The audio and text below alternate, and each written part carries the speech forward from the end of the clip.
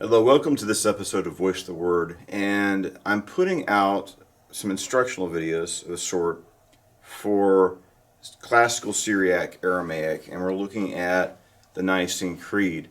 And a lot of people use the Lord's Prayer in Aramaic as a way to familiarize people with Aramaic, to learn the language. It's a short statement, short prayer of Jesus that's very famous and popular.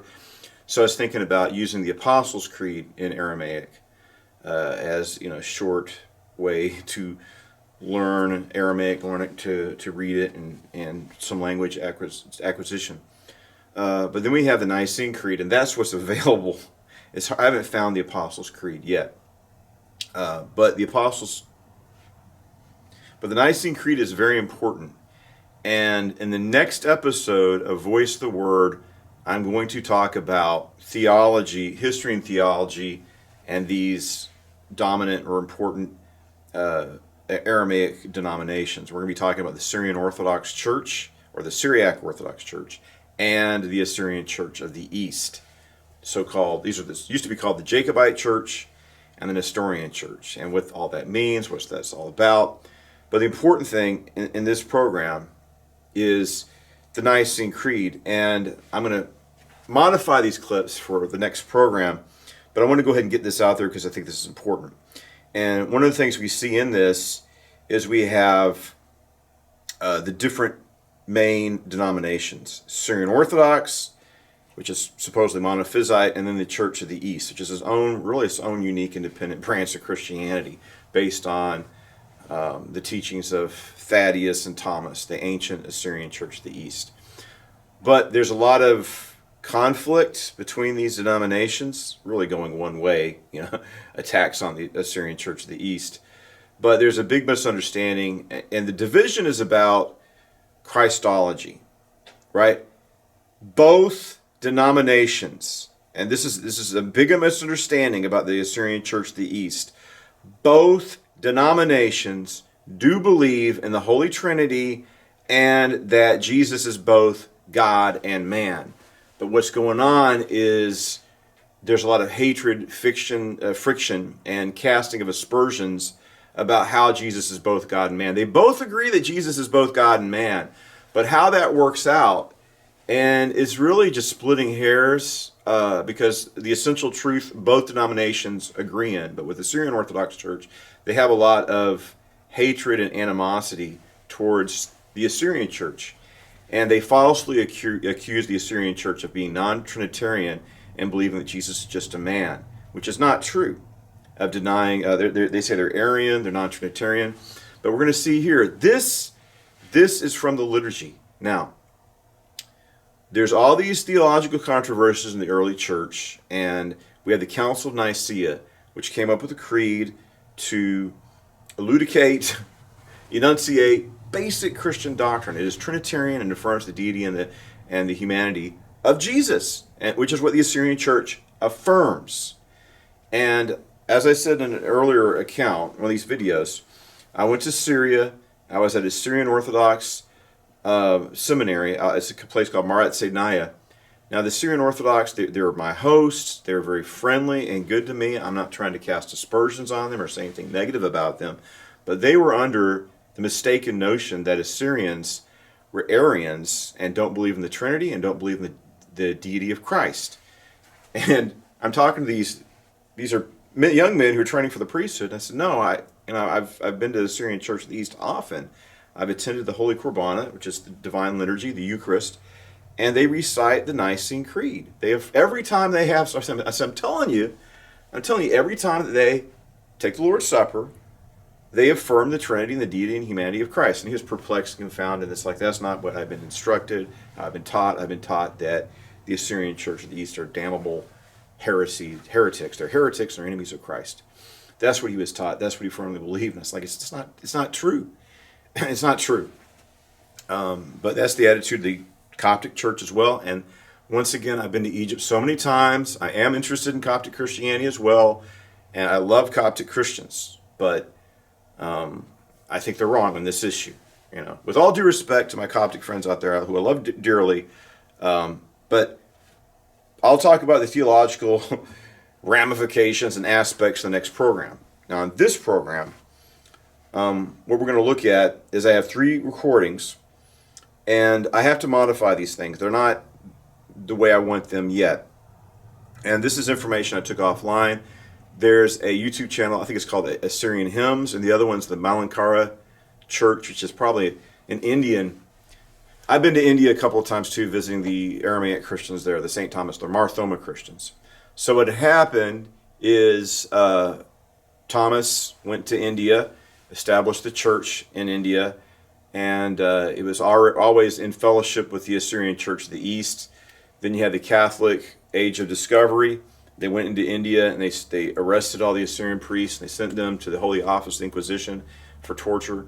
And they gathered all the books. They didn't get everything. I visited with Mar Opram, and he showed me a library of ancient books that escaped the Catholic book burners. But they burned a lot of books, and they were so, when the Catholics got to India, they persecuted the Assyrian Christians in India.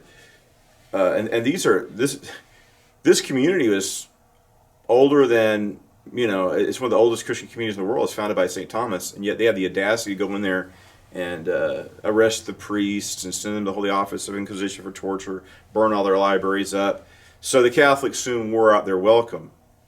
And what had happened is, after they had this the Crooked Cross Oath, and the Indian Christian says, we don't want to have anything to do with this Catholic overlords anymore. And a Syrian Orthodox priest just happened to show up, and so the allegiance of most of the St. Thomas Christians went from the Church of the East to the Syrian Orthodox Church. But then the Catholic Church said, okay, what we're going to do is, this was a mistake, the tortures and killings and persecution. Let's try a different form. We're going to try the Uniate form. It's like you can be Syrian Rite Catholics. We'll let you do your own traditions as long as you acknowledge the overrulership of the Pope. So that's what you have. If you go to Kurla today, there's a lot of Syrian Rite Catholics and Syrian Orthodox, and you got these hybrid denominations that are kind of a mixture between Protestantism and St. Thomas Syrian traditions. And I've been to the Assyrian Church in India. I'm sorry for that digression. But we have these 3 recordings. And the first one is the Assyrian Church of the East reciting the Nicene Creed. And it's transliterated. So it's in English letters where you can, if you don't know the Assyrian alphabet or the Aramaic alphabet, Syriac alphabet very well, you can read in the English. But the problem is this recording's got gaps in it. And the second one is just them chanting the Assyrian Church again, just chanting the Lord's Prayer. I don't have an English transliteration, but I can read along a lot better with the second segment than the first one. The third one is, these are Syrian, I think this was recorded by Syrian Orthodox or Syriac Orthodox Christians in India. And it's good because it shows how they mispronounce things. It's a different dialect, a different pronunciation, and scholars examining it think that the original pronunciation has been preserved in the Assyrian Church of the East. But what they do, Allah is God in Aramaic, but in Western Syriac they say Aloho instead of Allah. They use a lot of O's that aren't that they incorrectly put a lot of O's in there. They pronounce the aleph as an O a lot. What else they do? You still have a P, like it's Pontius Pilate, but even in Arabic, there's no P in Arabic, so it's replaced with an F. Also, in my opinion, the East Syrian or Syrian Syriac alphabet is very elegant and aesthetically pleasing script, but the Western Syriac alphabet is linear and it's more crude. If you're going to study Aramaic, you need to know both Syriac scripts, the East and West Syriac. Even though I don't like, it's called Surto, the Jacobite or the Syrian Orthodox script. Looks more like Arabic than Aramaic. Sebastian Brock thinks that the Arabic alphabet evolved out of the Jacobite Surto West Syriac script. and I think he makes a compelling argument about that. There's also the Nabatean script in Petra, but that's if you go to Petra and you see the Nabatean script, it looks a lot like Hebrew, which is Hebrew is actually a square Aramaic script. But I'm sure that there was some influence from the Nabatean alphabet. That's what most scholars think, that the Arabic alphabet evolved out of Nabatean. But I think it's probably, there's obviously, I mean, you can clearly see it with the West Syriac script. So anyway, the value of the first recording is that you can see the transliteration. So if you're trying to learn Aramaic, you haven't mastered the alphabet yet, you can read it in English letters or the Latin alphabet. The second one, I think they enunciate more clearly, and even though the transliteration of the English letters isn't there, if you know Aramaic well enough, as I do, I can read that one a lot easier. The third one, it's got the English or the transliteration in the Latin alphabet. The English letters, Aramaic words and English letters on one side, their script, their Syriac script on the other, broken up section by section. So that's important if you're trying to familiarize yourself so you can hear their distinctive pronunciation or mispronunciation. But like I said, if you're going to study Aramaic, and especially Syriac, you should have some familiarity with both of these scripts. And I think that Professor Michael Winghert does that. Like when he does a reading, he does both the Eastern and the Western pronunciation. But I lean towards the Eastern pronunciation and alphabet, of course. So I just think it's important for me to get this out there for people's benefits. And like I said, there's a Malankara Orthodox site where you have the West Syriac, which I took this from. The other one is from a site called Assyrian Hymns. I have my own recordings, but remember, I've gone through a lot of trouble, turmoil, and trauma, and I had my library. A tree fell through the library. The tree's been moved. There's still a hole in the wall. I need to cover up with tarp again. And, I'm having to dig through things to find these books. And I have recordings and other things. And then it's like, I think all that material's in that other room. And there's like an obstruction. I can't get through it right now safely. I just need to go. I got to cover up the hole in the wall again. You do all this work, and then the wind, and blows everything you get. Nature's undoing all the work you do.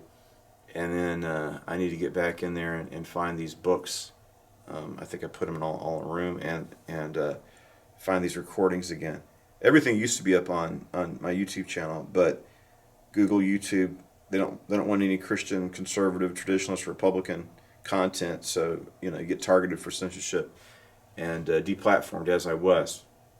And I just hope that's probably the reason why I support President Trump, because we got to fight back against censorship. So watch these 3 videos. I think they're very useful. And hopefully by next time I will, next one I'm trying to do a weekly Voice of the Word program. I'll improve these recordings. But I think this is very helpful. And I want to give credit to where I got these recordings from. And I want to make this accessible to people on YouTube that are trying to learn Aramaic. So join us next time for the full episode, right? It's probably going to be like a 30-minute lecture, but it's important. So thank you, and God bless you.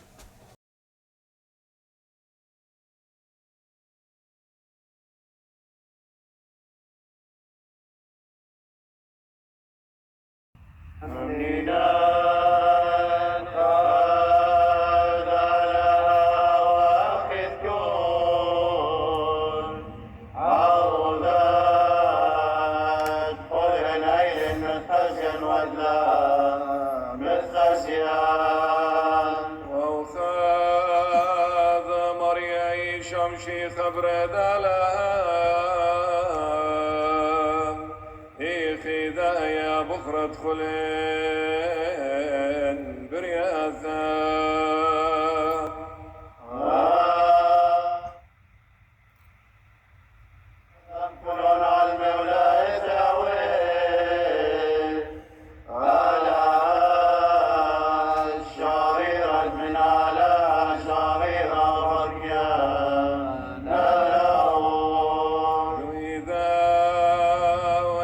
قنع الماء وذبريكو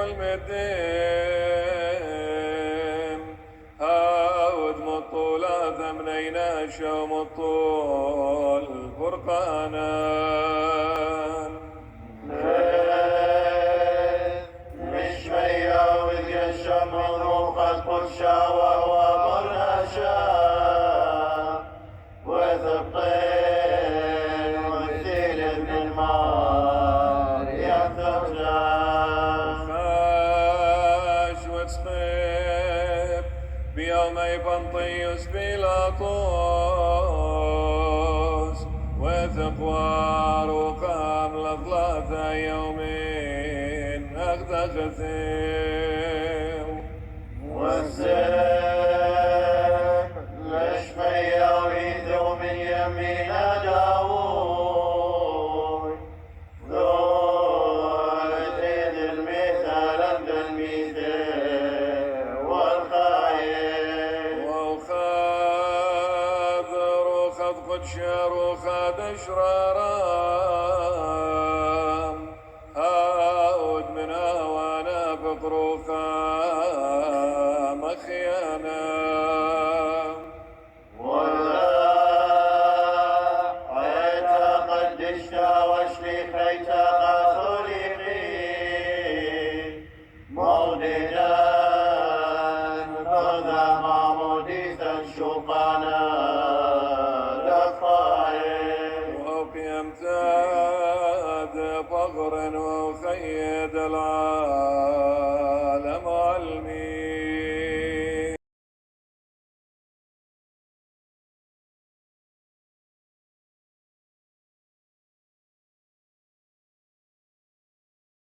مهمنينا مخاذ لها واخذ كل عوض ادخل العيل المثخزين والذاب المثخزين وخاذ مريا شمشي خبرد لها إخذايا بخرة ادخلهم برياثة هاد من أوي الثيل الظن كلهن علم ولا يثاوذ آلها شريرة من آلها شريرة بركيانا داوي دويذا واتقن علمي وذري كل مدم هاد مطولات بنينا شام الطول فرقانا نخاف مشمية وذقشة مروخة قدشة وهو برناشا وثبطين والثالث من مريم فلتا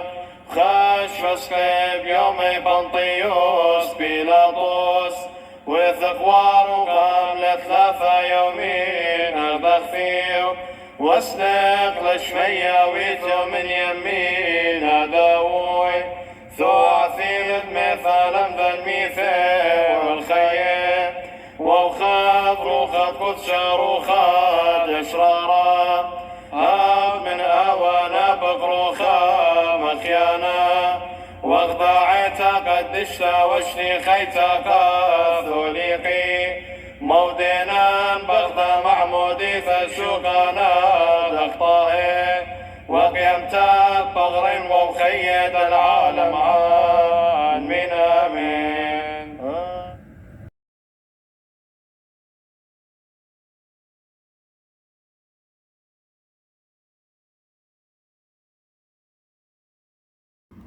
مهيمنينان بحضروه أبو أحيد كول عبودو دشمايو درعو وادخل هين أيلين مفحزيون وادلو مفحزيون وبحاد مريو يشوع مشيحو يحي ذويو برودالوه هاود من أبو إيثيلين دوم كلهون علمي نهرو من نهرو آلوه شاريرو من آلوه شاريرو إليدو لعبيدو وشوي بوسيا لابوي بيديه وكول هاود ميطولو ثان نينوشو ميطول فرقونان حيث من شمايو وذقا شام من روحو قاديشو من مريم ثلثو يلضا طالوه وهو برنوشو وسط ليل حلوفين يوماي فنطيوس بيلاطوس حاش وميت ويتخبار قوم لثلوثو يومين دصفو وسليق لشمايو ويثيب من يمين دابوي تو أوثف شبحو رابو لمدون حاي والميثة هاو ذا الملكوثة شولومو لوغيث وبحاد روحو قاديشو ديثاو مريو محيون دخول هاود من أبو نوفيق عمابو عامرو ميسد غيدو مشتابح هاود ماليل بنبيه وبشليحي وحدو عيدو قادشتو قاثو ليقي وشلي حويتو مودينان دحدوي معموديثو شقونو ضحطوهي ومساكينان لقيمتو دميثي والحاي حاثي دبع المودعتين آمين بارخمو